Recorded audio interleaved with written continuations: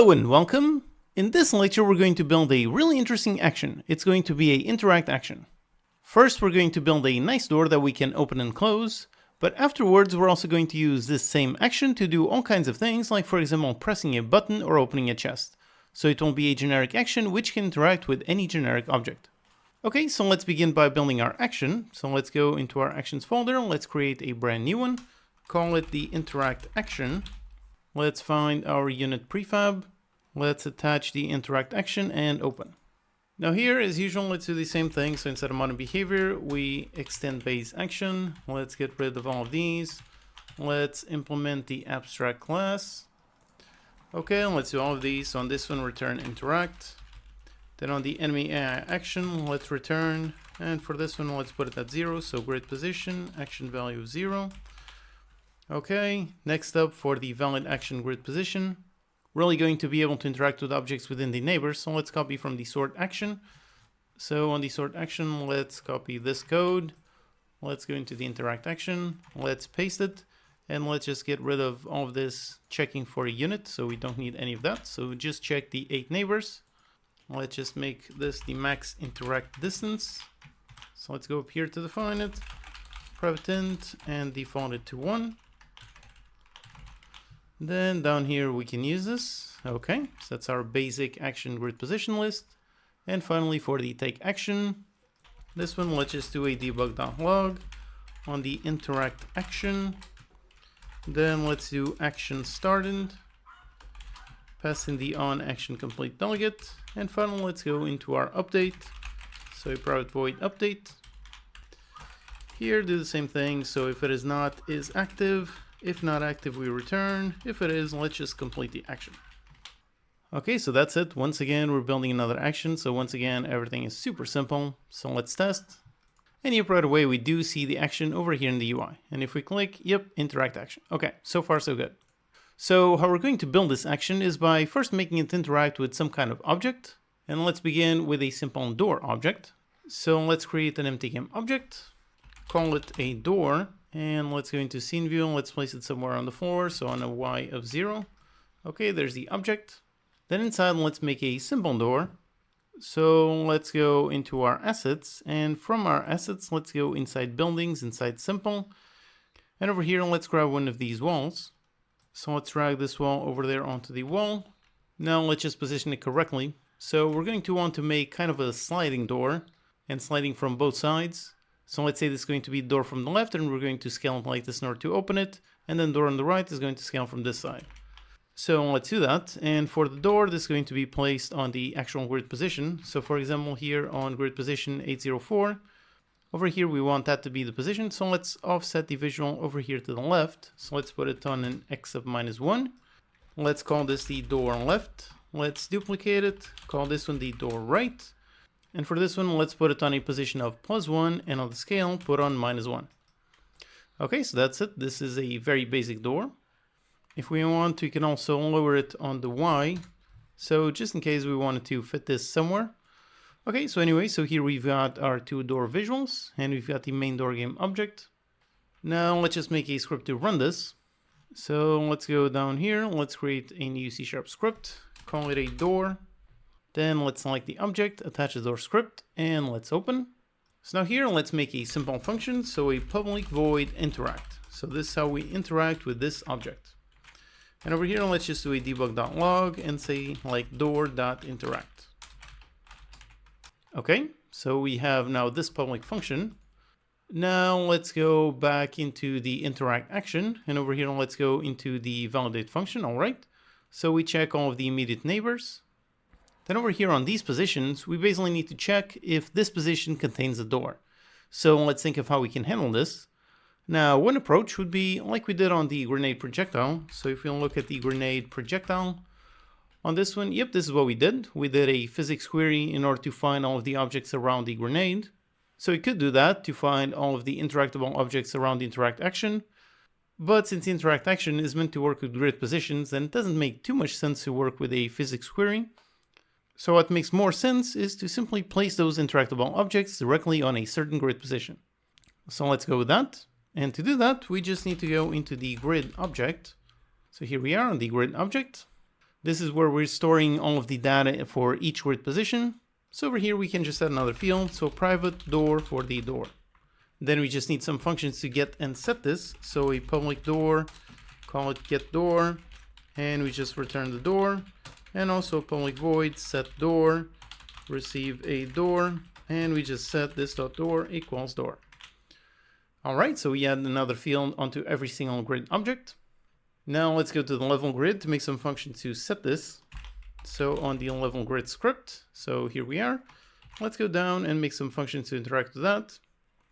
So let's make a public return door, call it get door at grid position, and we just receive a parameter of type grid position. All right. Then we just do the same thing that we've done on all the other functions. So we get the grid object on that grid position, then return the grid object, and let's get the door. Then same thing for setting the door. So for this one, we're going to return void, call it set door at grid position, then receive a door. We get that grid object and call set door and pass in the door. All right, so we have these two functions on the level grid. With that, we can now go into the door script. And over here, basically, we just need to get the grid position. So let's make a private void start. And on start, let's define a grid position for this grid position. And over here, we set the grid position equals, let's go into the level grid, the instance, get the grid position for this transform.position. Okay. So we get the grid position, then on the level grid instance, call set door at grid position. On this grid position, let's set this. All right, so now we've assigned this door onto this grid position. And with that, we can now go back into the interact action. And over here, let's go into the level grid. And let's get the door on a grid position on this test grid position. So this returns a door. And then we just check if door equals null. Then that means there's no door on this grid position. And if there's no door here, then we ignore it. If not, then it is valid. Okay, so just like this, we should have the valid grid position logic working well. Then all that's left is to actually interact with that object. So over here on the take action, let's do the same thing that we did here. So we get the door. So on the take action, we get the door on this grid position. And then over here, just go into door and call interact. Okay, so that's it. Let's test. So here we are, and the door is over there. So if I go into interact, yep, there are no valid grid positions. Okay, great. Now if I approach the door right there, and I go into the interact, and yep, that is a valid interact position. Okay, great. And now if I click on it, yep, there you go, I do see that working. Okay, great, everything's working so far. Now let's just quickly polish the grid visual with a proper color. So let's go here to the grid system visual. Let's go down to where we're assigning the visual. Okay, so here it is. Let's just add another switch. In this case, we've got our interact action. And for this one, let's go with a nice blue. Okay, so that should look better. Now let's go into the door script. And over here, let's make a proper interact logic. For this door, we basically want it to be unwalkable when the door is closed and walkable when it's open. So let's define that simple logic. First of all, we just need to keep track if a bool, call it is open. And let's also make this a serialized field just so we can set the default in the editor. Then let's make two functions to open and close. So a private void open door and a private void close door. Then on this, on the open door, let's set is open to true, and on close is open equals false. Then to update the pathfinding, let's go into the pathfinding instance. Let's set is walkable on this grid position. So when the door opens, let's set it to true. And when the door is closed, let's set it to false. Okay, so that's about it. Now let's just call these functions. So over here on start, let's check if is open. If so, then let's open the door. And if not, then let's close the door. So just to handle the default. And then here on interact, we just do pretty much exactly the same thing. So let's just copy this, paste it, except we want the opposite. So if the door is open, then we want to close. And if the door is closed, then we want to open. All right, so that's really it. Let's test and see if it works. So right now, if I'm on the move action, I can see the walkable positions, and that one is unwalkable. Even if I move and close, nope, that one is still unwalkable. I cannot go there. However, now if I go into the interact, yep, I can interact. So if I click on it, there you go, I've interacted with it. Now if I go back into the move action, yep, that one is now walkable. All right, great. So the logic works. Now we just need to handle the visual. So first, let's actually handle the colors. So on the door, let's go up here and change the material just to make it clear that this isn't a static wall. So let's go with a bit of a different one. Let's say this one, make it a nice green. So the global grid 2. Okay, so that's a nice visual. Now let's make an animation for opening and closing the door. For that, here on the parent game object, let's add a component of type animator. Then we need an animator controller, so let's make that. Let's create a brand new animator controller for the door animator controller. Then on the door, let's assign this and let's double click to open it in the animator window. And now we need to make those two animations, door open and door close. So let's create a brand new animation. For this one, let's call it door open and let's drag it onto the animator. So now for making this animation, let's go back into scene view, select the door and on the animation window.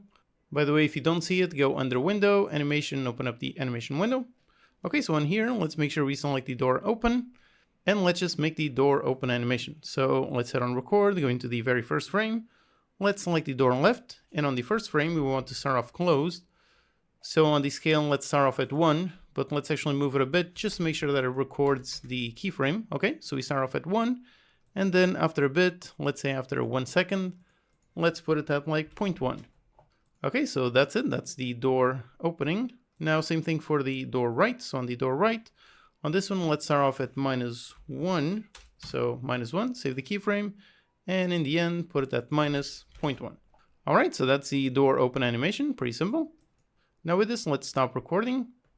And in the project window, let's duplicate door open, call it door close. Then let's go into the animator. Let's drop the door close back into the scene view, select the animation. And here, let's just use the drop down menu to select the door close. And now we just need to swap out the keyframes. So let's drag both of them. So drag this one over to 1, this one to 0. And there it goes. Now this is the door close animation. Okay, so that's it. Also make sure that the animations aren't looping. So on both these animations, you should have loop time disabled. Okay, so this is already correct. Now let's go into the animator and over here, let's make the transitions. Let's create transition from open to close and back from close into open. And we're going to trigger those transitions with a parameter. So let's create a brand new Boolean parameter, call it isOpen. And for transitions going from open to close, let's go there. Let's disable exit time. Under settings, we don't want transition to take any time, so pretty much instant. And on the conditions, we want to go, this one is going from open to close. So for that one, when isOpen is false. And for the other side, disable exit time, duration 0. And the condition, this one is when isOpen is true. Okay, so that's it. Now let's go to the code. So here in the door, first let's grab a animator for our animator. Let's do a private void awake, and on awake, let's do animator, get the component of type animator. So now with this, we just need to set that Boolean. So let's go down here. Okay, we've got the open door. Let's call animator.setBool. And the bool, again, we need to make sure we use the exact same name. So we called it isOpen with the first I capitalized. So let's make sure to use the exact same thing. We can even just copy this. Okay, the isOpen, and let's just pass in the isOpen. So we do that and that. Okay, so that's it. And with this, it should already be working. Here in the editor, let's just position the door somewhere. So let's grab the door game object, which by the way, we can actually make it into a prefab. So let's drag it into the prefabs folder, just make it easier to place multiple doors. Okay, so now here, for example, let's place the door right here next to the crate. So let's put it on position 604. Okay, so let's test. So here we are, and right away the door starts off closed as it's supposed to. So using the move action, I can see that position is not walkable. Now if I use the interact, click to interact, there you go, it does open the door, going to move, and yep, now it is movable. So go back into interact, click, and there you go, it closes, and now I cannot go through the door. All right, great. So everything works perfectly. There's just one thing. Again, this is a turn-based game, but right now the interaction is instant. So let's do like we did on the grenade action. Let's use a callback so the action doesn't finish instantly. So for that, over here on the door script, we've got the interact function. On this one, let's receive an action callback. So action, we need to add using system, okay? And on the action callback, call this on interact complete. And we just store it. So private for this one. And down here, this equals this. Okay, we have the callback. Let's just make a simple float timer. So a private float timer. And let's make a simple update to run this. So a private void update, do timer minus equals time dot delta time, then if timer under 0, then we call the callback. However, we also need to keep track of if this is active or not. So a private bool is active.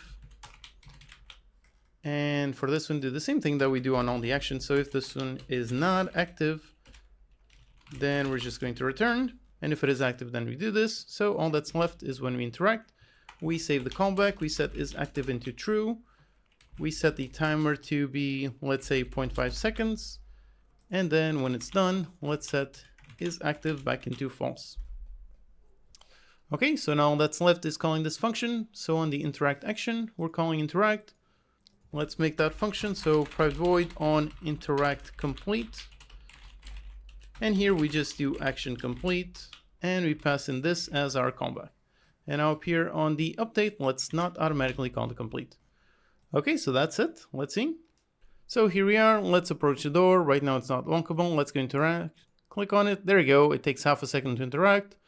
Then go back into move and now I can move through it. Now let's interact, close it, back into move, and nope, cannot go. Interact, open, back to move, and I can move. All right, awesome.